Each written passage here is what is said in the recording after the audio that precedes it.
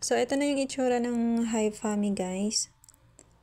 So, dito, ayan, kailangan mo siyang i-claim ito. I-claim mo siya pag lalabas yan. Baka ma-claim po ng iba. So, ayan, madagdagan yung ating gold bar. And then, dito naman sa mga task, ayan, dito yung mga task, guys. Ayan, pindutin lang natin yung task sa taas. So, kaka-start ko lang nito kagabi, kaka-download ko lang kagabi. So, meron na akong, na-receive ko na yung day 1, day 2. And dito sa mga daily task, ayan, stay in family room for 5 minutes. So, nagawa ko siya kasi may collected na. So, dito sa itong 4, hindi ko pa siya nagawa. So, hayaan muna natin yan. So, i-guide ko lang kayo kung paano laruin to si Hive Family. So, dito naman sa level, so ito yung level natin, level 17. And lalabas dito kung pwede na siya mag level 18. So, lalabas dito kasi lalabas dito kung magkano yung kailangan. So, meron pa akong 72,72,000 na gold bar. So, kulang yan para mag level 18. So, lalabas naman yan dito. And dito naman sa Playmates. So, ay yung mga oras na yan, kapag mag-0 na yan siya, may lalabas dyan na claim. Kasi nga, kukunin natin yung coins nila kapag hindi nila ma-claim. If ever nakatulog sila. So, ayan, may oras naman yan eh. Pag mag-0-0 na, puntahan lang natin dyan. And, so, ayan, 5 minutes pa yung antayin. 5 minutes and 8 seconds. Ayan, para maklaim ulit natin yung may lalabas ulit dito na claim sa yung lupa na yan. Ayan, yung parang garden. Then, ano pa bang mga task or mga gagawin dito kay Hive Family. So, dito naman sa family, ayan, family room, Hive Family. So, i-explore nyo lang po, pindut-pindutin nyo lang. So, kailangan nyo din po mag-join ng family.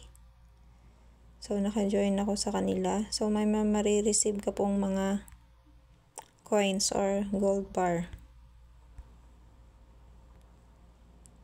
Dito naman sa message, ay may mga nag-message dyan, mga nag-invite, ayan. Yan, hayaan nyo lang po muna. Moments, ayan, hayaan nyo na po muna dyan, Hive Family. So, lagi nyo pong tingnan dito kung nag-0-0 na ba siya. Kasi po, kukunin po ng iba pag hindi natin ma-claim. So, kung gusto niyo namang kahit offline kayo at may mag-claim ng kapag mag-0-0 na yan, pindutin nyo tong pusa ay ang butler. Pero nga, may bayad siya. So, ang purpose is na automatic harvest. So, siya po yung mag-harvest ng ating crops for gold and red buckets. And number 2, prevent craft thief rather. So, hindi mananakaw yung ating gold. And then, dito sa 3 is work offline up to 24 hours. So, siya yung mag-claim. So, siya, kahit 24 hours. Kahit hindi natin mag-claim, pag mag-0-0 dito, siya yung mag-claim, si pusa or si butler. Kaya nga lang may bayad. So, kailangan ng 1,999 na coins.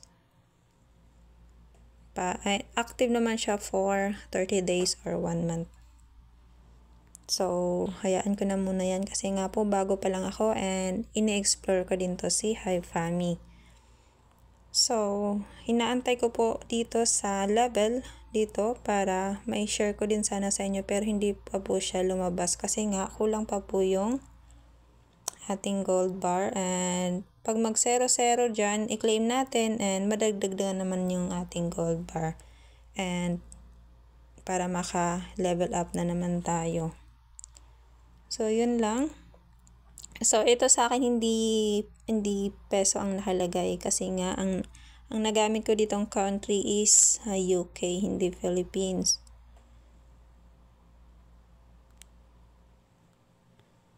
So, ano pa ba? So, ayan, may receipt dito sa baba. So, hindi niya na-claim yung crop niya. So, i-receive natin. Try natin. So, ayan. Pasensya na po, Ma'am Vance. Nakuha ko yung crop mo. So, ganyan yung sinasabi ko kanina kapag hindi natin na-receive, kapag mag-0-0 na dito, kukunin po ng iba. So, kagaya ng ginawa ko ngayon, hindi niya na-claim, so kinuha ko. And wala din siyang butler, kaya pwede siyang makuha. So, ganyan lang po. Magpaparami lang po tayo ng coins, ng gold bar. Pwede mo din itap dito sa taas. Ayang may blue. Ayan, energy natin. So, itap mo yung claim pag may nakalagay na claim.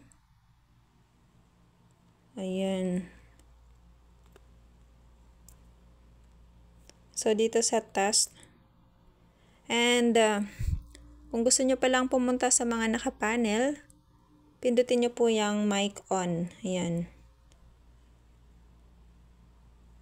Ayan, try natin.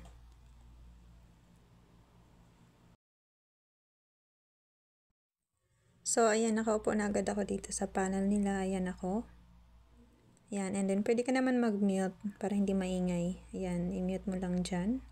And andito na din pala yung pindutin mo yung claim. So, andyan na rin nakalagay.